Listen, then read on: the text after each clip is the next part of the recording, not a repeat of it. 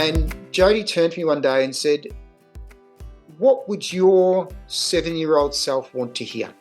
I'd just blown up at him and I was all steamed up and I was ready for an argument, and I thought, Jodie's coming in for one. This must have been the first time I was ever annoyed. And instead of confronting me from a point of view of going, well, that was a bit of shit parenting, don't you think? I was saying that inside, don't worry. Oh, you probably were. Yeah, I'm very judgmental, so. The fact you very coolly and calmly came out going, what would your 7-year-old self want to hear on that? And you just ripped down every barrier I had. And you cut right to the little 7-year-old me. And I went into the bedroom and I closed the door. I didn't have a tantrum or anything at that point in time. I sat there and I thought about the situation that I'd been in when my dad had been like that for me. My dad was a beautiful man and an amazing dad, but we all have failings. Yeah. And it was just in one of those things where I was like, oh my God, I was so completely powerless in that situation. This was going on in my mind, that was going on in my mind, and all of a sudden these light bulbs didn't go off. They were just smashing on my head going, you just paid that forward, and that is so not, you're not allowed to do that.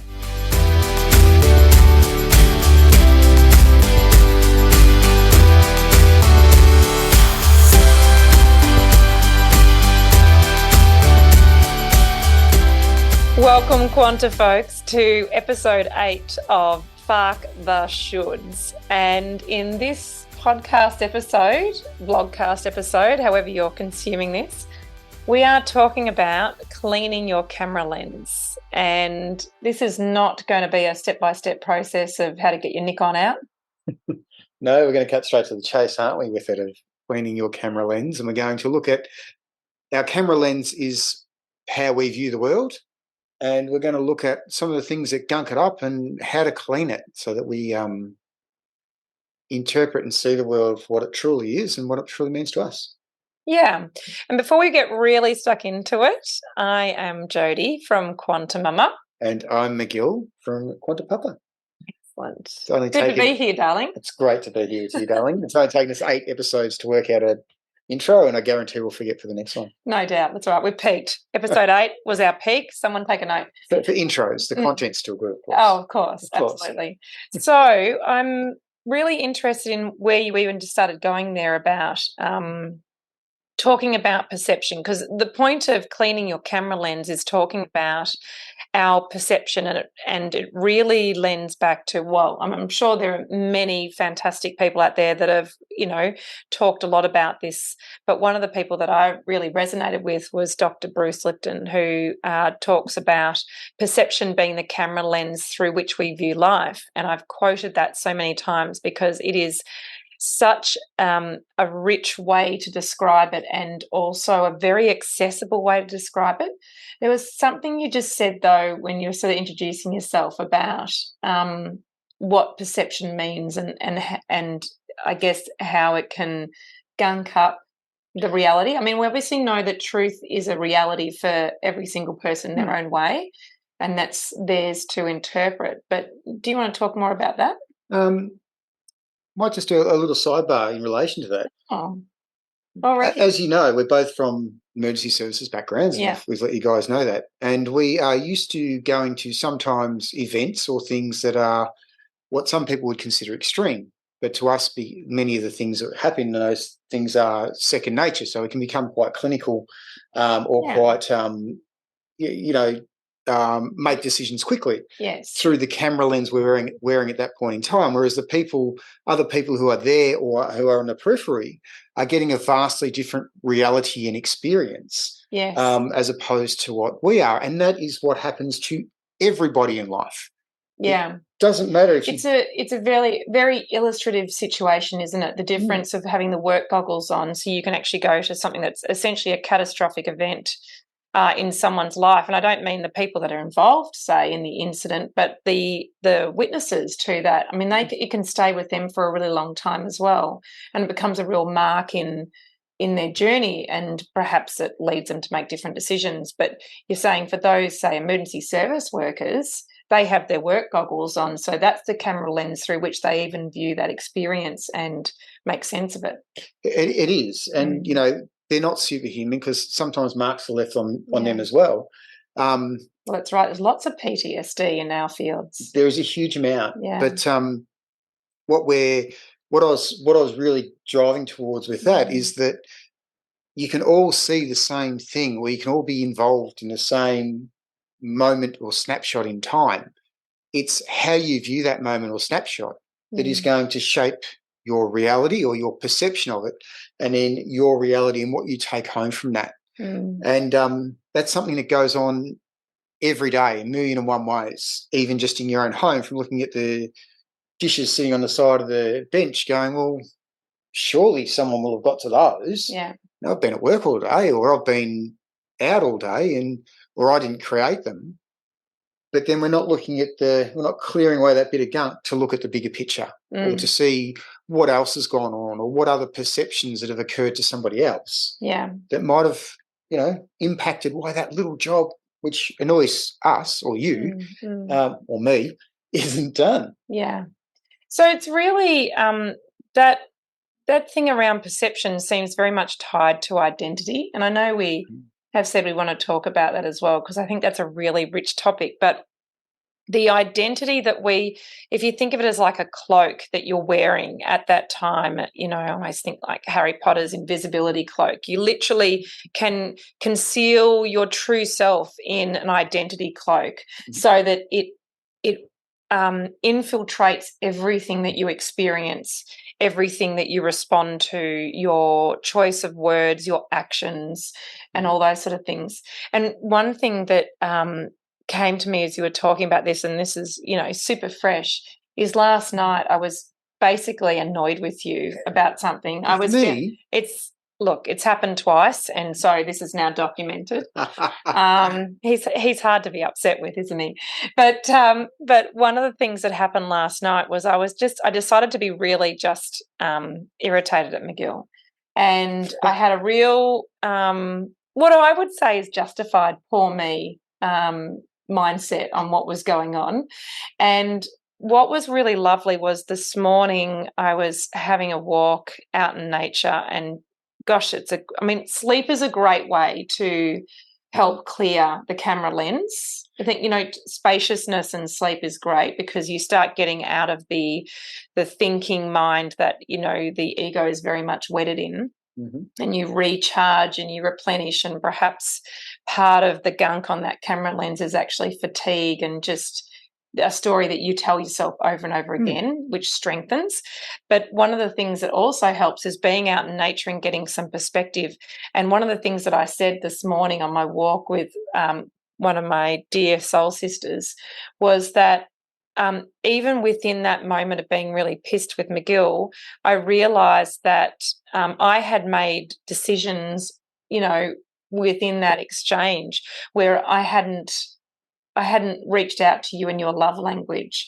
I hadn't tried any sort of repatriation efforts within those moments, and basically gone to sleep cranky, which I don't think is actually great practice in healthy relationships. No, and we've talked about it's something we've tried to avoid. We do. One of the best pieces of advice I was ever given, which came from my mum, was never go to sleep on a fight. Yeah. You don't have to resolve the issue, you don't have to resolve the argument, but never actually go to sleep on a fight. And we weren't fighting because we don't. No, I know, but it's probably about as close as we get. Because being annoyed at each other. Yeah, I have no doubt. The 2 times in my entire life that I've been irritating. Yeah. That you just happen to witness. I know, it's amazing. On a recurring basis, did I say that? Yeah. That it's okay to be annoyed. Yeah. It's okay to be frustrated. It's okay to feel this isn't over. Yes. But what's not okay is to take those negative things and let them go any further, or lose that connection. Yes, give them more importance than they deserve. Yeah. Because I think that's something that you do really well that I am unpracticed at, and that is that when I'm in a shit of a mood, I feel like I'm in some kind of weather pattern. Like that's how I've described it, isn't it, in the past? I feel like I'm in a thunderstorm and I can't imagine the sun coming out. And it could be that I'm just a balls and all kind of gal. So that that tends to mean that I feel everything richly and intensely in those present moments, and I don't always remember to get some perspective about that, or perhaps be curious and look at things from a different angle. I think I'm getting better in my old age, but there's something about, I just feel like I'm in the storm in that moment, and I'm not great at finding space to look at it from a different perspective. I need a bit of time. But you have that skill, which is quite impressive. I think you do. I mean, you can find ways to be equally annoyed at me in those moments. Never. Well, okay. Again, on the second occasion that this occurred. But you can find ways to, I think, inject some humour or try and reach out and change the dynamic of the exchange, which is, I'm curious about whether you're aware of that and what your technique is for that. That's a huge one. Thank you, first of all, for saying all that beautiful stuff. But last night, let's go with last night. So perfect example, last night we were both chatting, but neither of us were clearly hearing one another. So I thought, okay. Well, I was venting the fuck out of the situation and you were just sitting there looking at me like I was a psych patient, correct? And then I thought, we're talking at one another, we're not actually listening to one another. So maybe I just need to be quiet for a couple of minutes and let Jodie go. And so I did. I thought, silly him, I tell you, silly him. I'm going to stop talking here. Yeah. I'm going to give her the spaciousness that she needs so Yeah. that she can communicate what she needs. I'm going to listen, active listening. I'm actually going to listen to what she's saying. I'm going to hear what she's saying. I'm going to process what she's saying before I come back to her with an answer. I'm not going to challenge her on anything she's saying, because this is her safe space to get stuff out. And this is the problem. Which was still the wrong thing to do. This is the problem when you live with a high-functioning person that's onto this. Exactly as Jodie alluded to then, she stopped partway through the conversation and said, this is not a one-way conversation, and stop looking at me like I'm a psych patient, which is probably a reference some of you and I would get. He had this sigh that made it sound like he was going to march me off to some involuntary institution, like he was going to have the last laugh in this. And I was like, that's not how this goes. I feel like I'm being reduced here and just pandered to. And so actually this is that was my perception. This is a perfect example where we needed to clean the filter lens. Yes. I felt that I'd cleaned mine and was, yes, I'm clear on this. I'm going to give her space. I'm going to let her get it all out. Yeah. Here I am. I'm ready to go. I'm being, husband number one. Yeah. And I get this really quick slap down and you're treating me like a psych patient, which is from my bottom of my heart was definitely not my intention. I know, you thought you were doing the right thing. But it just shows what Jodie's perception was through her camera lens at that exact moment in time. And I think that when we have the flexibility or what's the word for it, like the adaptability to actually change in a given moment, to be aware that perhaps your camera lens has become a little bit, tainted or a little bit dirty, or even to use the analogy of the ability to zoom out from that conversation for just that fraction of time to look at an overall picture. Yeah. Taking the binoculars off. Yeah, or just zooming back from it, going, hang on a minute, what's really the issue here? Because so many times we interact with people and people that trigger emotions in us, and we respond in a way that we generally either don't want to or isn't our true self. So the question is, how do we get to that point where we have a little bit of presence and can react into, or not react, and can put out there what we're actually talking about instead of hiding behind a wall or not saying what our true heart feels and what we need in that moment. Yeah. Because that's the sort of stuff that has a potential to lead to, ongoing stresses within especially a close relationship, but friendships and partnerships and everything. I mean, but this camera lens through which you're looking, even if you have like verbal transgressions or anything like that, the radical self-responsibility still kicks in, doesn't it? I mean, the radical self-responsibility and the power of words, they're just all so tied into each other. But one of the things that I think that the power of perception and this, looking at your camera lens and being diligent to actually look at situations where you're feeling an emotional response and you feel it in your body.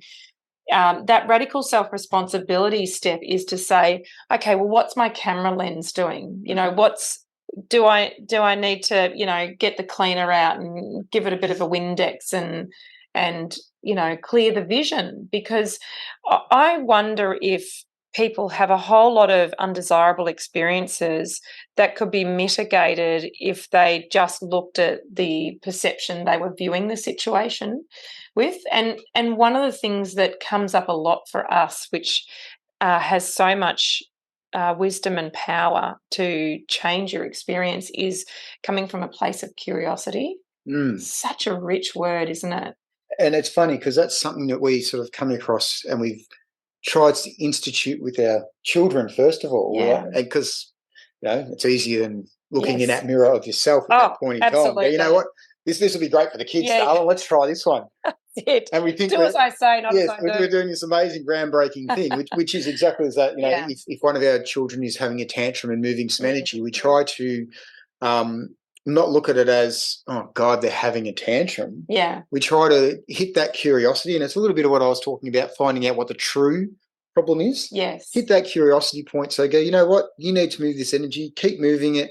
As you're letting bits and pieces out, or as you're coming back into communicating a bit better, I've got to look for the clues or the cues of what the real underlying issue is here, because I'm curious. And then I'm curious when I find those things to whether we can work towards, you know, changing your perception or your camera lens in relation to what's going on for you. And you're not being met with that, in this case, an overbearing father or a frustrated father, or you're not being met with negativity. Yes. You're being met with a bit of curiosity. And then noticing where society has almost been programming you for those perceptions as well. I don't know if you were going to go there, but as you were talking, the thing that occurred to me was these overarching languages, say, particularly I was thinking around kids and what you were saying just there, you know, you think about how many times you've heard people talk about their children or other people's kids and say, oh, you know, little Johnny's just testing me, or little Johnny's, you know, spoiled and just looking for attention. And though, look, maybe that's true, but really, say 5-year-old doesn't have that kind of capacity and clarity to be intentional in that way. And then they may have learnt that behaviour. So the curiosity there should be, why does poor little Johnny cops a flogging? Yes. But why does little Johnny want my attention? That's right. And this is one of the ones we sort of worked out over time, and lots of people I'm sure have said it to us in the past, is children often don't care whether they're getting negative attention or positive attention, as long as they're getting your attention. Yeah. And they're just looking for connection. And if they can trigger it a certain way, then they trigger it that way. I mean, watch fathers and daughters. Yeah. When daughters want their dad's attention, quite often there's touch and a hug or a vulnerability that's sort of put out there to evoke that response from a father of, oh yes, come here, my little darling, let me hold you and cuddle you. Whereas often for fathers and sons, there's a lot more of a bluff and bravado screen that goes up when we should be reaching out to give that hug. Yeah, well, everyone's human. They all have those needs. They are, and we're also going. There was something, I had a bit of a discussion today with beautiful Cheryl, who's a friend of ours, and love her to bits.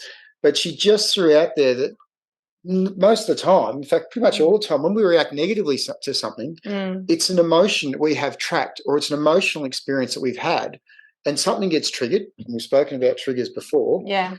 And this trigger is what has set you off. Yeah. And the question is not so much what the person has said, it's what happened all that time ago when you've got this trigger implanted in you, or this programming planted in you that wants you to react a prescribed way. Or is reflected around society. And so there's this tsunami of energy around a belief system. And so a whole lot of people have that camera lens sort of going, don't they? So how do we how do we find ways to bring that to our attention?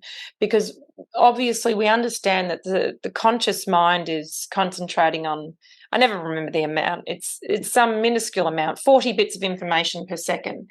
And the subconscious mind is paying attention to something like 40 million bits of information per second. So I can say in this now moment, okay, I've got radical self-responsibility. And then what happens is I get annoyed at something because so something throws that mirror up in front of you and suddenly you've got to look at yourself. Well, I got my dirty goggles on, and not dirty in a good way, but dirty in an unhelpful way. So my dirty goggles on that are skewing my perception, affecting my camera lens through which I'm experiencing my life.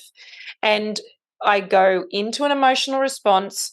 All the blood and the energy goes to the hindbrain because now I'm in some kind of defensive fight flight mode. So I'm into a sympathetic nervous system response. And the frontal cortex of my brain has totally buggered off and gone on, long lunch break. And the radical self-responsibility and tension gone. Yeah. And so what are the techniques? Obviously, we've talked about sleep, but you can't really do that during the day. So what does sleep facilitate and how else can we do that? So sleep would, if we break it down a little bit, so sleep allows a break. Yeah. And allows a break in the cycle at that point in time.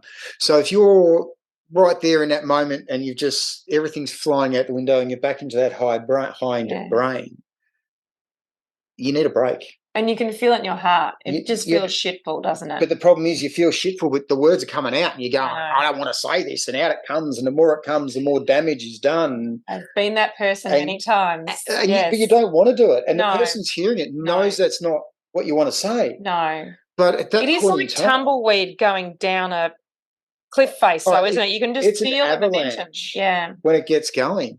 And often when we get to the end of it, we feel worse than we did.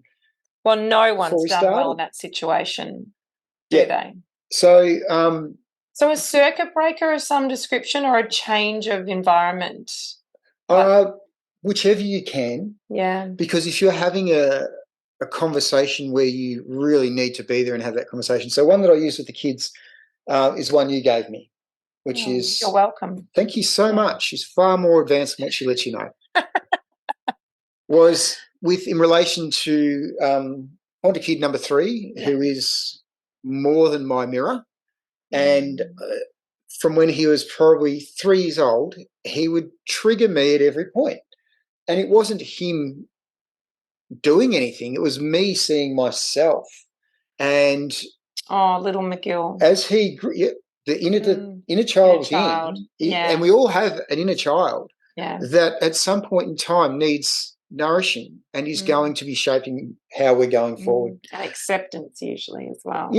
So this went on for a couple of years where I could see a pattern repeating, now that I look back at it, between probably my father and I could see it being repeated between myself and my son. And Jody turned to me one day and said, what would your 7-year-old self want to hear? I'd just blown up at him. And I was all steamed up and I was ready for an argument. And I thought, Jody's coming in fine. This must have been the first time I was ever annoyed. And instead of confronting me from a point of view of going, well, that was a bit of shit parenting, don't you think? I was saying that inside, don't worry. Oh, you probably were. Yeah, but I'm very judgmental, so. The fact you very coolly and calmly came out going, what would your 7-year-old self want to hear on that? And you just ripped down every barrier I had. And you cut right to the little 7-year-old me. And I went into the bedroom and I closed the door. I didn't have a tantrum or anything at that point in time. I sat there and I thought about the situation that I'd been in when my dad had been like that for me. And my dad was a beautiful man and an amazing dad, but we all have failings. Yeah. And it was just in one of those things where I was like, oh my God, I was so completely powerless in that situation. This was going on in my mind, that was going on in my mind, and all of a sudden these light bulbs didn't go off. They were just smashing on my head going, you just paid that forward, and that is so not, you're not allowed to do that.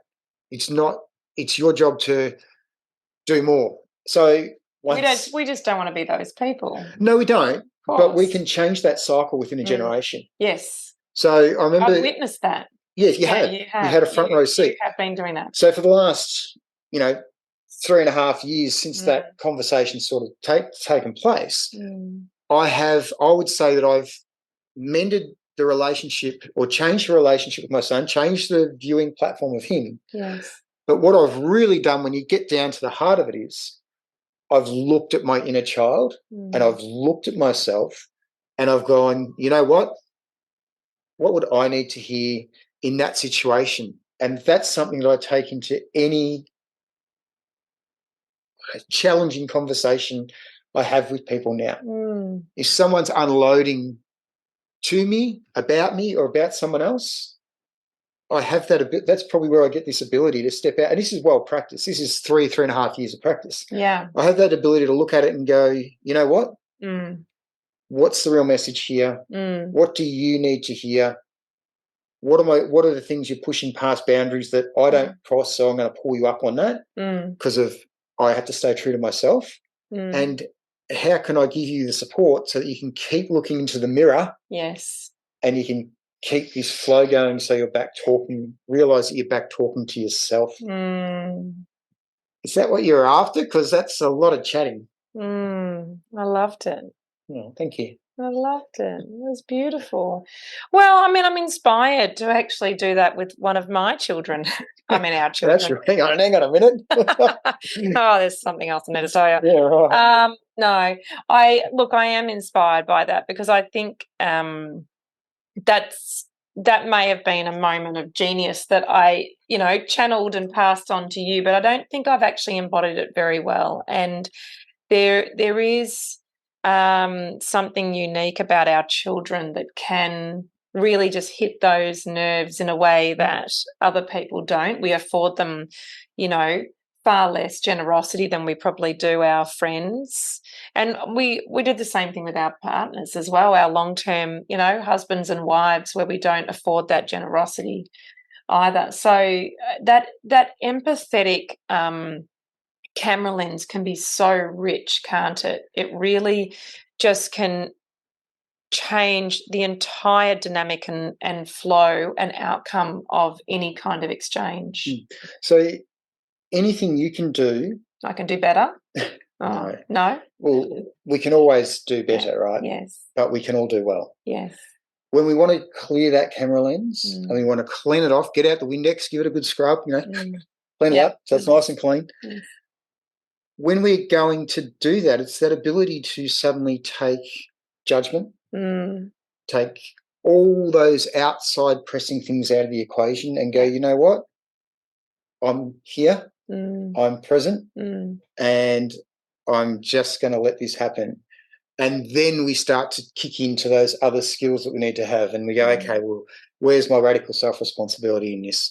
Where's my holding space within this? Where's my confronting my own triggers within this?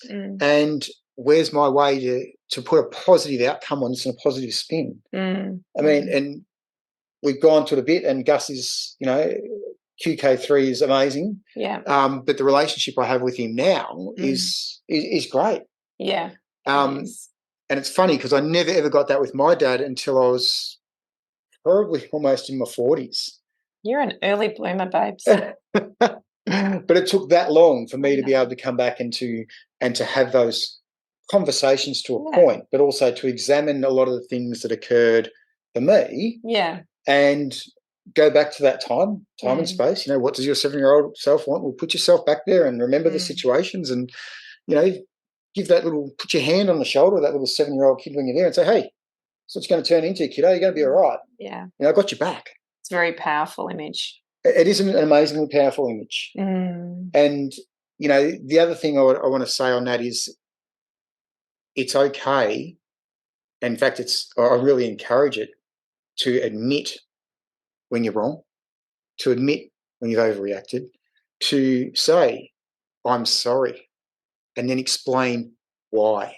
Because this is part of taking that radical self-responsibility to another level. And when your children and your partner and your friends and family hear that genuineness in you that says, you know what, I've looked at that and I was a bit of an ass, or I was on the wrong track, but I just couldn't stop that verbal diarrhea that was coming out. So here I am, I'm laying it there, I'm apologising. And what you find after a period of time is you go, you know what, before you get to that point, when that avalanche is starting to come down the hill, you throw in that circuit breaker, or you mentally go, okay, I'm just going to clean this off. I'm going to clean this camera lens off. I'm going to go, right, what's my real issue here?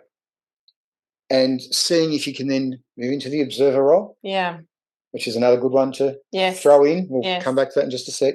Step into that observer role in the situation and take the emotion out of it to a point. Yes. And say, I'm going to hear, I'm going to see, and then I'm going to choose. I'm going to take power in this. And I don't mean power in a negative way. I don't mean power in I'm going to take charge of it. No, I'm going to take power in how I act and what I'm gifting. And you should always come from a place of pure love. So you should always be gifting from your heart. Should you? Should you? Yes, you? Thank you. You will. Yes. Because that is what is going to change the world. I think so. And I think that I know for me, my emotions are very strong. So I would find it very challenging to put the emotions aside. But there is a wisdom in just popping them down on the bus bench seat, you know, at the bus stop, and say, look, just wait here. I'll be back for you soon. And then see if you can actually change your perception in that moment, just to create some kind of kink. And emotions are energy in motion. So naturally, when we change the flow of our energy and our perception and where we place our attention, we naturally create a different emotion in that moment. What I want to round out with this conversation, because it has been lovely, so thank you. And thank you for sharing your wisdom, because it really, you know, I get a lot out of it too. Oh, so what? Yeah, I know, but I'm very appreciative of it. So if we circle back to our raging domestic last night, I know there are two things that would have been another way to clean the camera lens last night that would have been useful for us, that wasn't sleep. But I'm curious, what comes to mind when I say, what do you think could have changed that experience for us, or cleaned our camera lenses? Maybe we could have acknowledged we both had things we wanted to say. Yeah. And differing things and things we wanted to get off our chest, and said, okay, let's do, you know, another powerful exercise. Talking stick. Kids. Effectively a talking stick. Or going, you know what, you got 2 minutes, you don't have to start a timer, but 2 minutes, off you go. And the person just is allowed to talk, let it out, let it all out. And then at the end, it's not your job to reply to what they've said. Yeah. It's then your turn to say what you were feeling. And if you can both hold that space for one another and then get to the end of it and then go, now we'll have our discussion in relation to what's actually important and what's not. Yes. Because there's a feeling of honouring, there's a feeling of space being held, and there's that circuit breaker because you go from wanting to be going backwards and forwards to suddenly going, no, this is your time. Yes. And this is my time. So talking stick might have worked, but I'm a bit worried that those emotions, that are energy emotion, might have led to the talking stick. They may have done it once or twice last especially night. When you gave me those sighs. I tried something. Oh my God, that sigh. So there were two things that came to me, and you know, we can visit the alternate reality where it played out and try these out as well. Or we can have them in the background for the third time if we ever get frustrated. Exactly. Yeah. pack them in the bag the next time. So the two things that I had come up with that I was aware that I absolutely was instrumental in withholding or making a decision to not honour was, the first thing was that you you did an attempt at humour, and I was really grateful for that too in hindsight, because it meant that McGill wasn't getting as cranky with me as I was with him. It was definitely like more flow from my direction. And if I had just laughed in that moment, you know, just given a little bit of ground, that would have really changed the experience, because it does. Like when you move extra energy, it tends to shift and shake up the situation, doesn't it? And clean your perception a bit in that moment. Is this your way of telling me I'm not funny enough? No, I'm saying I was not generous enough in that moment. Right, so there's no comedy gold coming from my side of the room. I was not comedy gold. Nothing was comedy gold last night. So nothing, yeah, okay, that's right. Yeah, just so you know, yeah. So, and the other thing that I thought was, and I know that this works for you, but if I had have just put a hand on you, because, you know, coming back to love languages, your strongest receiving love language is one of touch. It's also your giving love language. But McGill's receiving love language is touch, and it's very effective. Like I can literally put a hand on him somewhere in his big muscles or his heart, and you stop and then you melt. You're like ice cream in the sun. It does work, but that's I was a circuit breaker for me. F you, and if you touch right now, you get none of it. You're just getting cranky Jojo. And cranky Jojo needed to vent. You know, after all, it would have been nicer to finish with touch and a laugh. It would have been, but next time. So, all right, we might have to orchestrate an argument this evening. Stay tuned. You can see where this is going. There was something else you said in there about. Are we still talking about this? I just want to say this because I want to honour something that you said. Absolutely. If you're honouring me, you may have the mic.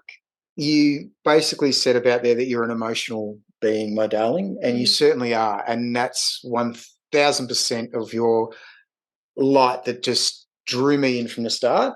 And it just keeps me like that little moth just buzzing back towards that flame, because yes, you are emotional. Yes, you wear them on your sleeve.